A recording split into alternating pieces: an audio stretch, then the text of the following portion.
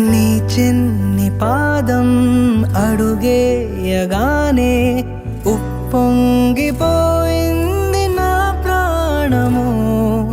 నీ నవ్వు దీపం వెలిగించగానే వదిలేసిపోయింది ఒంటరితనము. తొలిసారి నిన్ను చేతుల్లో మోసి ముడివేసుకున్నాను తీపి బంధము. చెల్లెమ్మా నువ్వు పుట్టాకే అన్నలా నేను